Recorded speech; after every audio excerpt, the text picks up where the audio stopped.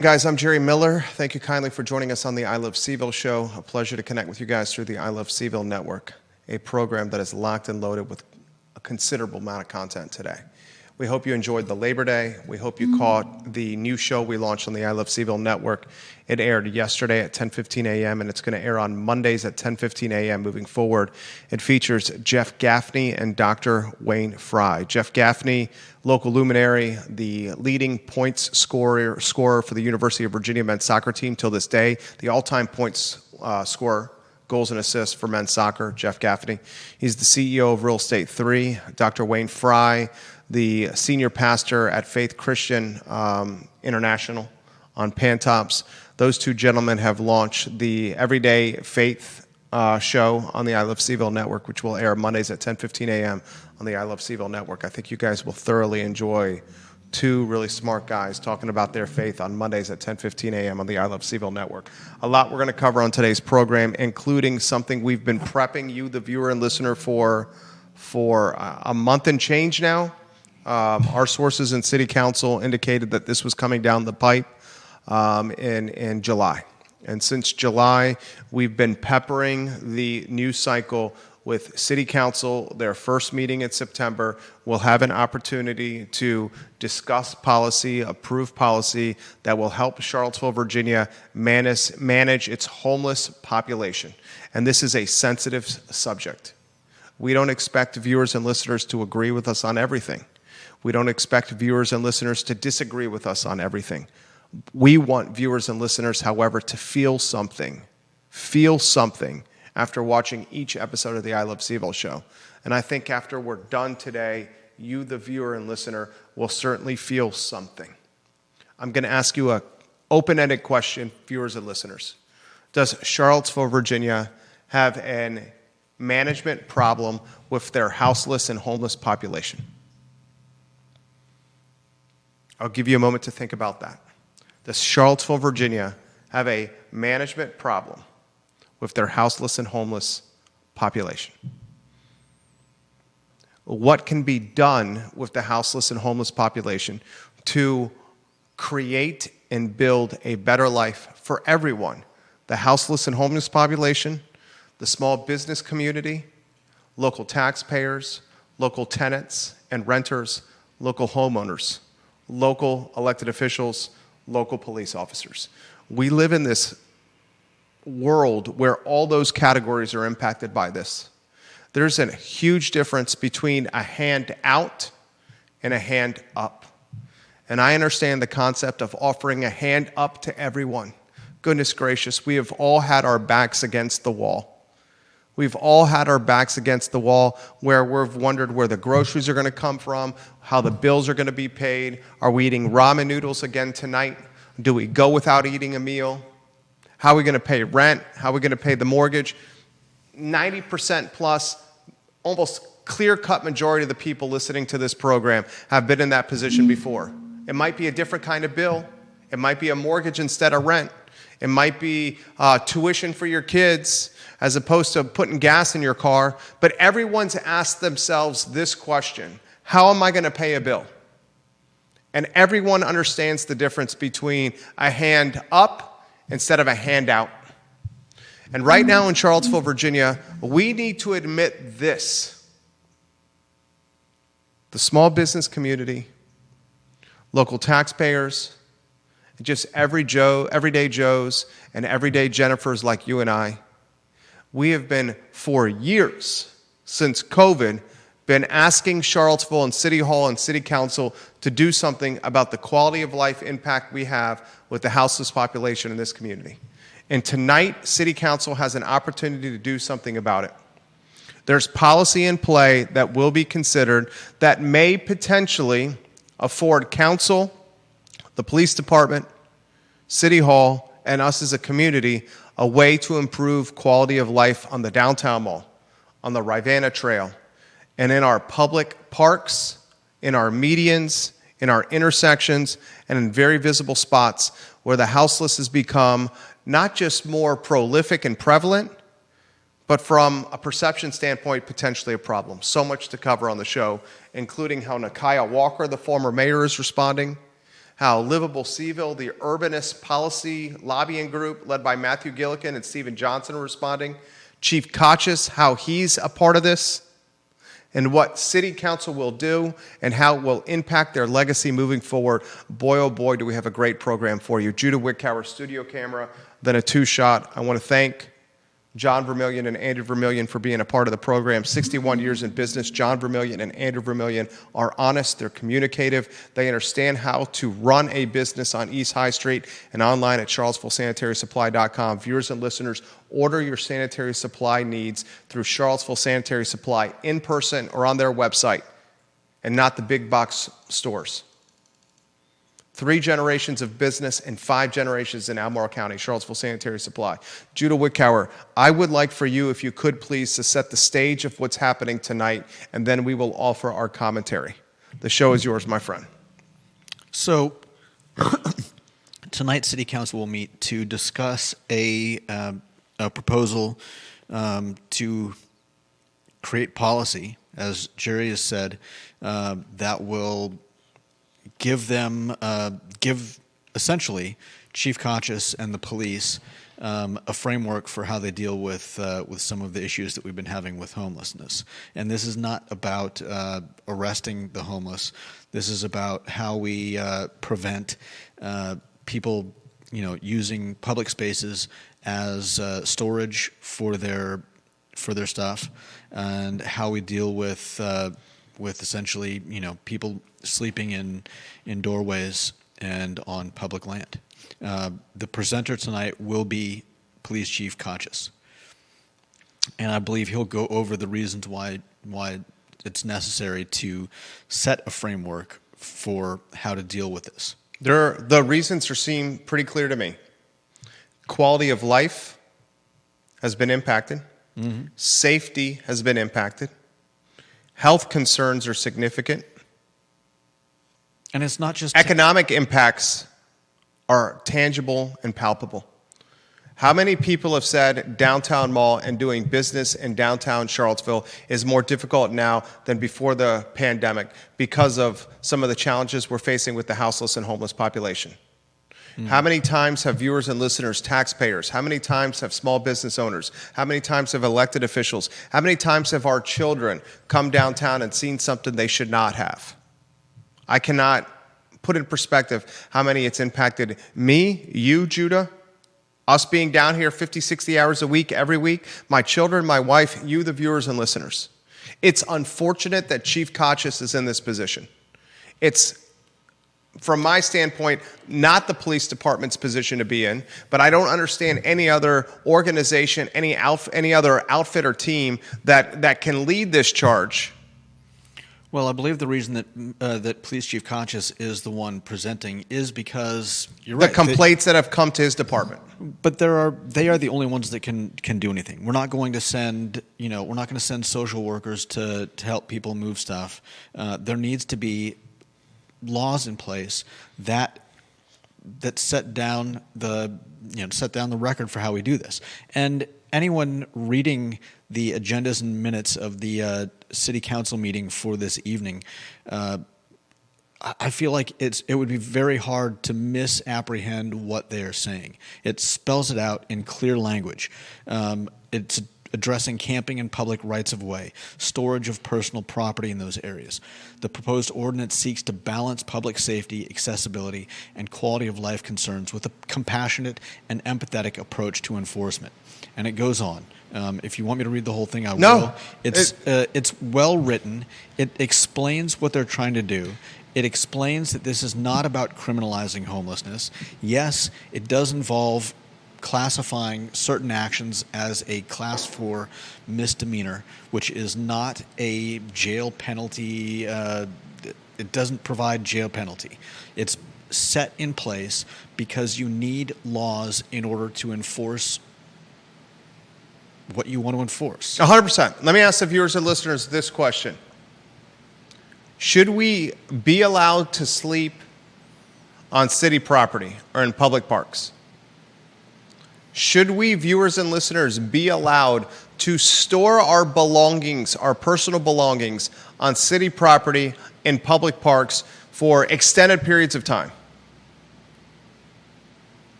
Answer that question, viewers and listeners. Should you be allowed to store your personal belongings in parks, on the downtown mall, in the vestibules in front of the storefronts in downtown Charlottesville, or in other aspects or locations of the city? Should you be able to sleep in parks despite clear curfew deadlines and times to leave the park and public property?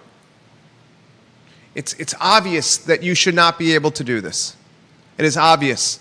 Some of the ramifications that can be used to modify or manage this behavior, as we've been talking about for weeks now on the show, because we knew that this was upcoming and we wanted to give you the heads up, is the police now has the opportunity to take the possessions of the homeless. And store them. Store them for 60 days. Yeah. We're not talking take the possessions, throw them in a garbage truck, and bring them to the dump. And it also states that that if the possessions, if what they find are not providing a what's the word? If they're not dangerous to anyone, if there's no problem with them, they can give them 10 days to move them. This is not, nobody's going to be going around and... They're giving them a heads up and notice that they need to do something with their belongings, that they can't keep them on the parks, the downtown malls, the storefronts, or the medians in the city. Plenty of notice, folks. And once again, this... I Love CVille is not live. We need to reconnect that page, please. There's plenty of notice here. Yeah. And again, this is not an order for the police to start going hog wild, taking people's possessions and kicking people out of parks. This is an enabling process. This is an enabling policy that allows them to do something. It gives them the ability to do something. I don't believe that, for instance, the guy, the very kind man outside of the post office, I don't think he's going to get bothered, because he hasn't been a bother to anyone. This isn't about the police having the ability to harass every single homeless person in the city. That is TBD. Do you have I Love CVille Facebook back live? It's going on. Okay. That, I think, is to be determined. The very kind person that's the veteran of a foreign war that's sleeping in the post office, right outside the post office door, that's using the downtown post office as his living room and his hangout room. I don't think that's above board.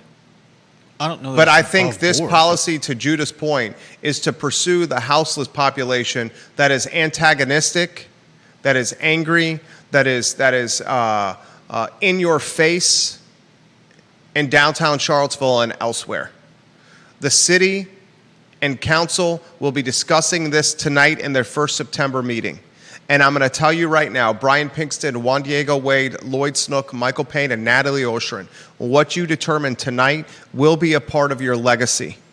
And if you do not have the courage and gumption to face a very small minority of people that are led by Nikuyah Walker, who frankly seems deranged and unhinged with her Facebook commentary on this topic, and Liveable CVille, Matthew Gillikin, and Stephen Johnson, who have been on the wrong side of most issues policy-wise locally, if you don't have the thick-skinnedness to go toe-to-toe and face the social media backlash and the public commentary portion backlash from Nikuyah Walker, Matthew Gillikin, Stephen Johnson, and their cronies, then this is something that's going to impact your legacy.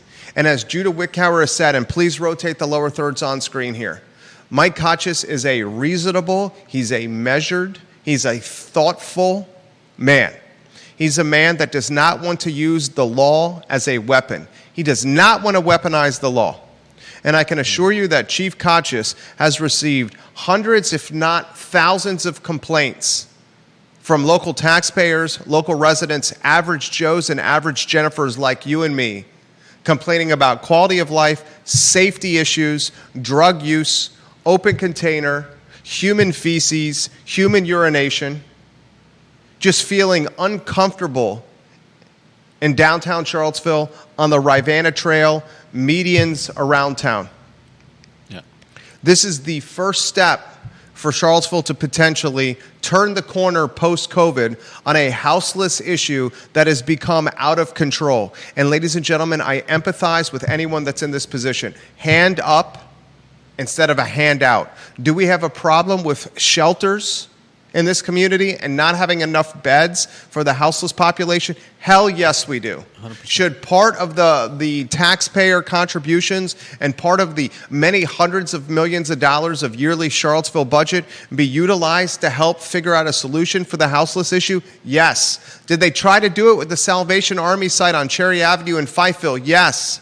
Did the people that live in Fifeville next to the Salvation Army site do the not in my backyard fight against this shelter next to their neighborhood? Yes, they did.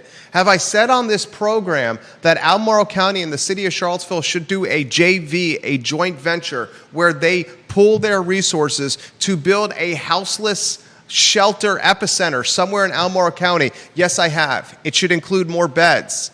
It should include computer labs, laundry mats, drug rehabilitation resources, alcohol rehabilitation resources, and counseling. It should include resume services. It's got to happen in the county because there's nowhere in the city to do it. There's not enough land to develop.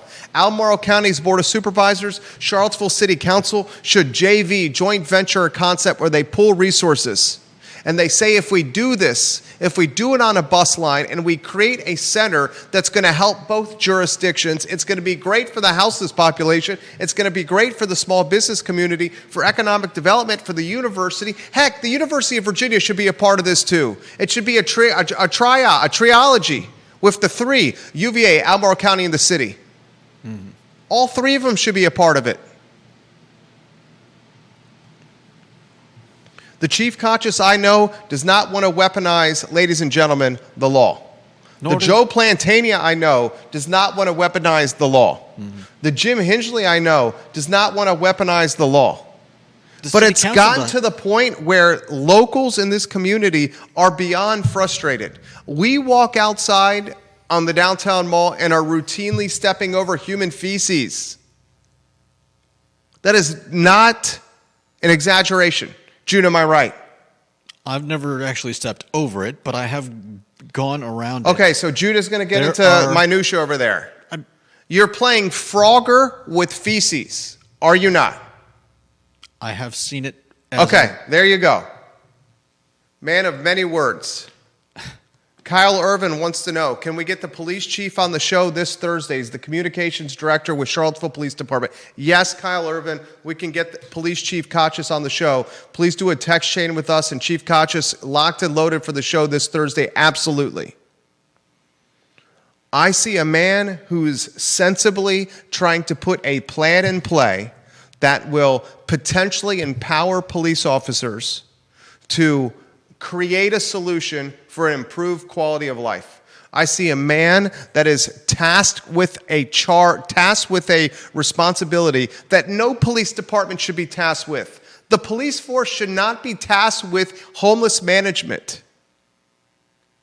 But there is no other group that is better fit to do this, unfortunately, because you're not going to send some social workers out at 11 o'clock at night, at 2 in the morning, at 8 o'clock at night, at 7 in the morning, and to manage the houseless population we see in downtown Charlottesville that is oftentimes intoxicated, high on drugs, antagonistic, and aggressive.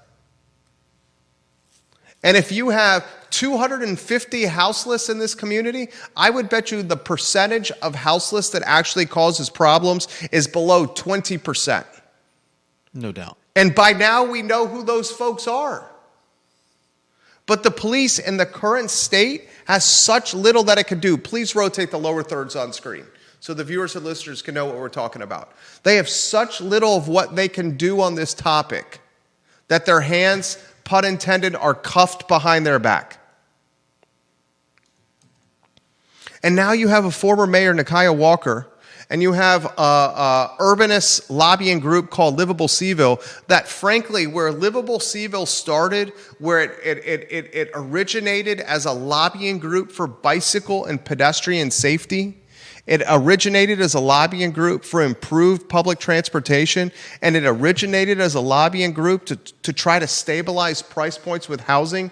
Now, Liveable CVille has turned into a lobbying group where it's basically trying to use its influence to get public schools and the University of Virginia to clash over the Federal Executive Institute, to try to utilize public school teachers as leverage against UVA and say, let's use these teachers and keep them from hosting UVA students to pursue their in-classroom hours. And if we don't get the Federal Executive Institute from UVA, we're going to tell the university that their students can't teach in our classrooms anymore. It's turned into a lobbying group that is so anti-police. It's turned into a lobbying group that has radicalized the new zoning ordinance to the point of tying it up in lawsuits, to the point of being a laughingstock in zoning nationally. I don't even recognize what Liveable CVille has become. And if you, the viewer or listener, don't push back on this organization and say, where you started, okay, I get your launch point, but now with this new zoning ordinance, and now you trying to stigmatize Mike Conscious, and now you trying to attack the council over houseless, homeless management, what are you doing? You're making the community worse. And Nikuyah Walker, the former mayor, I'll say it. Her commentary of late is absolutely deranged on social media. It is deranged and out of touch on social media. And I hope she hears what I said. All everyone wants in this community is a Charlottesville quality of life where parents can bring their kids to downtown Charlottesville in the evening. Or where date night can happen in downtown Charlottesville and you can walk from your car to go get some dinner and to drinks and back to your car and feel okay. All we want is safety.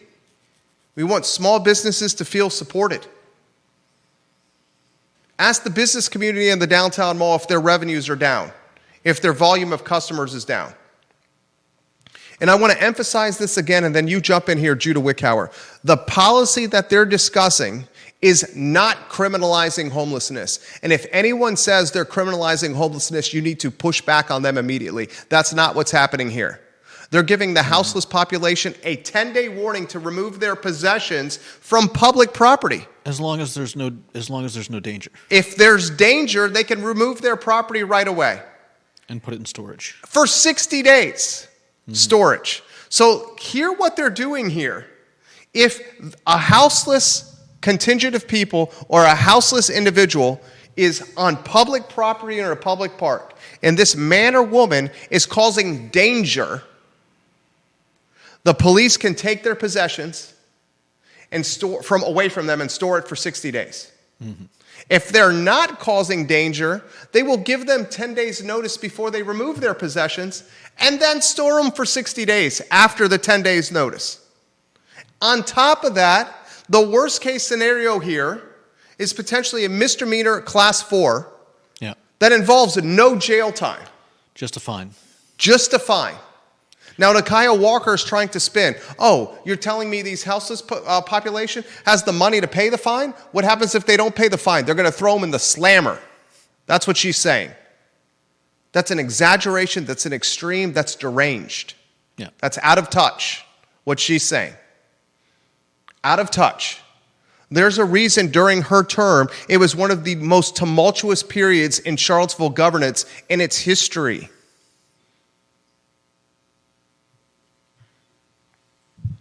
This is called a civil approach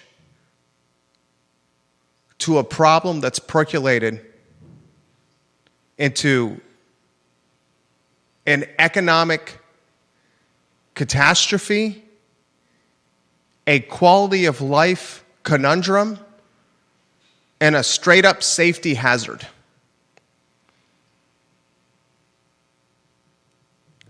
"10 days to take your possession off the public property. Mm-hmm. Don't sleep in the storefronts of private business. Can't sleep in the park. There's a curfew. Can't sleep on the mall. If you're causing trouble, we'll take your possessions from you right away, and then we'll store them for 60 days. If what you're doing is causing a safety hazard, we're going to prioritize you as you should. You know that the Ravenna Trail encampment below Freebridge? The feces and the trash and the alcohol and the drug paraphernalia found there upon removal? Families hike the Ravenna Trail by the river under Freebridge and are playing Frogger with drug paraphernalia, feces, trash, alcohol. That's not right. Comments coming in quickly. Absolutely, Kyle Irvin. We can get Chief Kachis on the show on Thursday. Judah Wickower, the show is yours. I think that Nikuyah Walker and Matthew Gillikin are. I think they're being disingenuous if they're not outright lying. We've got this advocacy alert that outright says it's going to make it illegal to sleep on city property or leave personal property unattended. While the city claims otherwise, this is a blatant and unacceptable attempt to criminalize homelessness in Charlottesville. The fact that we haven't even had tonight's meeting yet, and they're already basically alleging what the outcome is going to be, I find troublesome. And the fact of the matter is that we've already discussed most of the way we see things. We know that we know that Police Chief Kachis is a reasonable person. We know that he doesn't want there. He's been in office. He's been police chief long enough for us to have a clear vision of who he is and what his police force is. And there is no evidence to support him turning his police force into a Gestapo group of hobnail booted,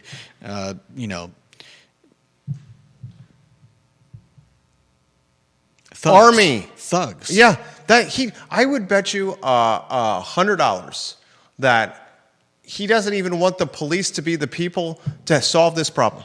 No, he doesn't. But there needs to be something put in place to deal with the problem. Bingo. Without something in place, we're left with what we have right now, which is people sleeping in doorways, people going to the bathroom in alleyways. And I'm telling you right now, I've heard through the grapevine from extremely reliable people that the guy that runs, the folks that run the Haven over here have an exit acquisition price to purchase the real estate and the dirt for the Haven. And it's about $5 million. It's at an extremely inflated value for what the actual tangible value of the real estate and the dirt are, $5 million. And how I was told is, I want $5 million to exit this. If not, we're doubling down with what we're doing here. That's too bad. That is leveraging and or extorting the houseless to drive real estate values to cause a more expensive exit than what market would suggest. That's how I've been told the situation is. Not everyone in this scenario is a genuine player. Right. Tonight's the meeting. And for Lloyd Snook, and for Brian Pinkston and Juan Diego Wade and Natalie Ocean and Michael Payne. And Lloyd Snook just walked by. He's about to walk through the hallway next to our studio right now. Well, speaking of the council, this is as significant of a vote that they have ever done. Certainly. This is as significant as a new zoning ordinance. This is as significant as filling a city manager. This is as significant as a real estate tax rate increase. This is as significant as any vote this council has ever done and will, without question, be associated with their legacy in Charlottesville for generations to come. You go mute, or you don't have the courage and gumption to stand up for what's right for the community at large, and you fall prey to the very small number of people that are going to be pressuring you this evening, the Nikuyah Walker contingent and the Liveable Charlottesville contingent. And this is a sting and a stint and a stench that will follow you 6 feet under and longer. And you mark that down. I'm not saying this is going to be etched on your tombstone, but this will be on your Wikipedia page. This will be on your Wikipedia page for your kids and grandkids to read. Mark that down, counselors.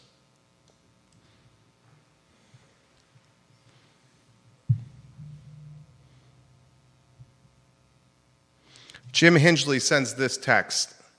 In my 49 years of law practice in this area, this is the Commonwealth's attorney texting us here of Albemarle County.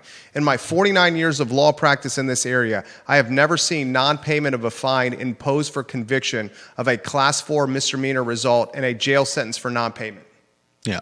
In my Commonwealth's attorney Jim Hingley, in my 49 years of law practice in this area, I've never seen non-payment of a fine imposed for conviction of a Class 4 misdemeanor result in jail sentence for. Think about that. Right. They're not criminalizing the homeless here. And nobody's going to go shake them down trying to get the money from them if they are fined. The fines are part of the foundation, the structure by which we uphold the law. If you have no fine, if you have no consequences, there's no enforcement. If there's nothing to call something, then how do you enforce it? If there's a speed limit and it's 55 miles an hour, and that speed limit's 55 miles an hour, and you go 80, and if you do not get a ticket for going 80 in the 55, you get stopped by the police, but there's no consequences once the stop happens, what's going to keep you from going 80 the next day or after the police car leaves the stop? Yeah. And if you continually do it, there's also, yes, there is a way to say, look, we've given you a fine. We've told you not to do this. Now we have to escalate. Without that, there is nothing you can do. You just say, please stop doing that.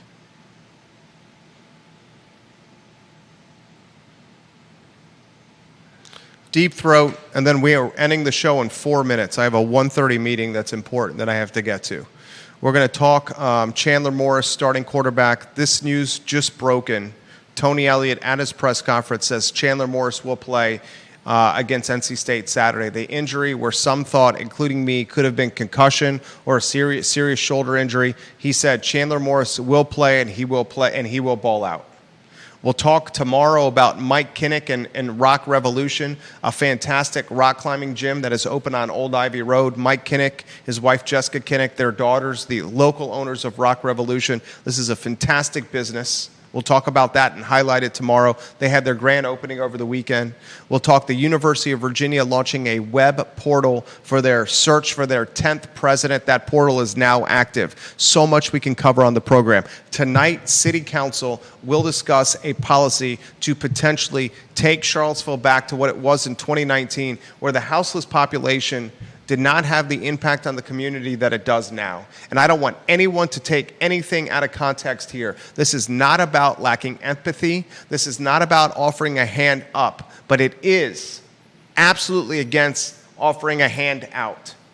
Do we need more shelters? Yes, we do. Should the city and Albemarle County do a joint venture on a houseless shelter in Albemarle County because they have the land where there's drug and alcohol counseling, where there's resume services, a laundromat, a computer lab, cots and beds for sleeping, where kids and women and men can stay safely? Absolutely they should. Bathrooms, absolutely. Showers, yes, that should be done. We should literally pool our tax dollars and do this. Our tax dollars should go to this. And I'm not one to tax, but we should do this with our tax dollars. Yeah. But the solution we have now, where anyone can go sleeping nilly-willy anywhere, whether public or private property, there's clients of mine that literally have to do a deal with the houseless population who are sleeping on their personal property under their storefronts of the downtown mall. And these small business owners, I'm talking men and women that are 70 years old and older, 65 years old and older, have to broker a deal with the houseless population. You can't do drugs here, you can't pee here, you can't poop here, you can't drink here. But if you don't do those things, I'll turn a blind eye and let you sleep in my storefront as long as you're gone by 7 a.m. No one should have to deal with that. Yeah. Deep-throated. It's costly to have the homeless people acting out on the mall, leaving junk in parks, etc. On the other hand, a bed in jail is probably even more expensive. But if we are willing to put homeless people in jail, why not build a low-barrier shelter next to the jail? It's not like you are putting a shelter in a residential neighborhood, and surely will be cheaper for the city and better for the homeless than the jail. You can't sleep here in the mall. You can come to the shelter next to the jail, or you can be in jail. At least it is a choice. And there is a storage space for your stuff at the shelter. There's the joint venture. Create the Albemarle County, City of Charlottesville joint venture down Avon Extended. They're already sharing the jail. Let's see what council does tonight, ladies and gentlemen, and what is one of the most significant policy conversations that 5 people in local government will have in Charlottesville in generations. I'm going to follow closely, and you should too. And for the Nikuyah Walkers and Liveable CVilles of the world, enough already. The extent of how you are presenting this, criminalizing homeless, is distasteful and disingenuous. That's the Monday edition of the I Love CVille show. For Judah Wickhauer, I'm Jerry Miller.